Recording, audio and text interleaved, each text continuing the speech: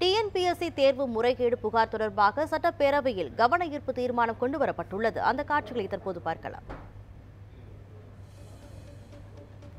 உகந்தவை என தீர்ப்பளிக்கப்பட்டது.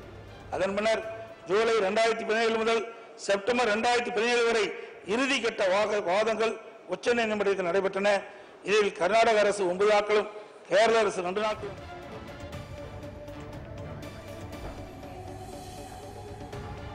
டிஎன்பிஎஸ்சி தேர்வு முறைகேடு புகார் தொடர்பாக சட்டப்பேரவையில் கவன ஈர்ப்பு தீர்மானம் கொண்டுவரப்பட்டுள்ளது.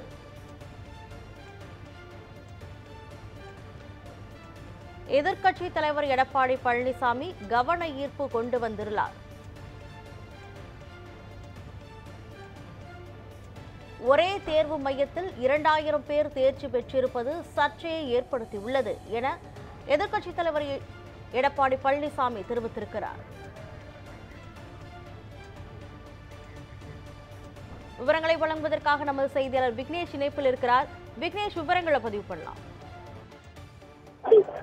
டிஎன்பிஎஸ்சியால் நடத்தக்கூடிய தேர்வுகளில் மிகப்பெரிய குழப்பம் ஏற்பட்டிருப்பதாகவும் சர்ச்சை ஏற்பட்டிருப்பதாகவும் எதிர்க்கட்சித் தலைவர் எடப்பாடி பழனிசாமி அவசர பொது முக்கியத்துவம் வாய்ந்த கவன ஈர்ப்பு தீர்மானத்தை இன்றைய தினம் சட்டப்பேரவையில் கொண்டு வந்திருக்கிறார். தமிழக சட்டப்பேரவையில் நிதிநிலை அறிக்கை மற்றும் வேளாண் நிதிநிலை அறிக்கை மீதான விவாதங்கள் நடைபெற்றுக் கொண்டிருக்கின்றன. அதற்கு முன்னதாக கேள்வியில்லா நேரத்தில் இந்த அவசர பொது முக்கியத்துவம் வாய்ந்த தீர்மானத்தை முன்னாள் முதலமைச்சரும் சட்டமன்ற எதிர்க்கட்சித் தலைவருமான எடப்பாடி பழனிசாமி முன்வந்திருக்கிறார். அதன் அடிப்படையில் டிஎன்பிஎஸ்சி தேர்வு முடிவுகள் 2 தினங்களுக்கு முன்பாக வெளியிடப்பட்டிருப்பதாகவும் ஒரே தேர்வு மையத்தில் பயிற்சி பெற்ற 2000 பேர் வெற்றி பெற்றிருப்பது இந்த தேர்வு நடைபெற்றதன் மூலமாகவும் இந்த டிஎன்பிஎஸ்சியை கேள்விக்குறியாக்கும் விதமாகவும் இருப்பதாகவும் எதிர்க்கட்சித் தலைவர் எடப்பாடி பழனிசாமி தன்னுடைய கருத்தை பதிவு செய்திருக்கிறார்.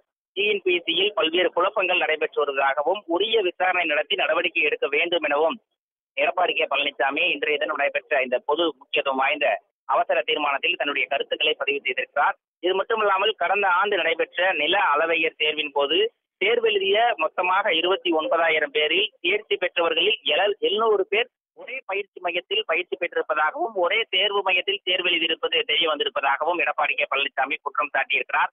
எனவே டிஎன்பிஎஸ்சி பொறுத்தவரையில் இது போன்ற குளறுபடிகள் நடைபெறும் போது உண்மையாக சிறப்பான பயிற்சி பெற்று தேர்வு எழுதக்கூடிய மாணவர்கள் பாதிக்கப்படுவதாகவும் உரிய விசாரணை நடத்தி உரிய நடவடிக்கை மேற்கொள்ள வேண்டும் என்ற ஒரு வேண்டுகோளையும் எதிர்க்கட்சித் தலைவர் எடப்பாடி பழனிசாமி இன்றைய தினம் இந்த கவன ஈர்ப்பாக கொண்டு வந்திருக்கிறார்.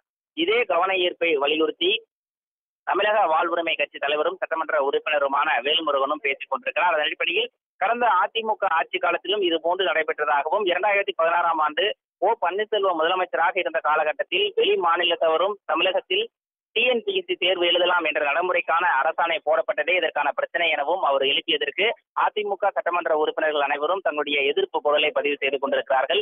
எடப்பாடி பழனிசாமி பேசிய சில சக்தியான கருத்துக்களும் அவைக்குறிப்பிலிருந்து நீக்கப்பட்டிருப்பதாக பேரவைத் தலைவர் சபாநாயகர் அறிவித்திருக்கிறார். விக்னேஷ், விரிவான விவரங்களை வழங்கியமைக்கு நன்றி.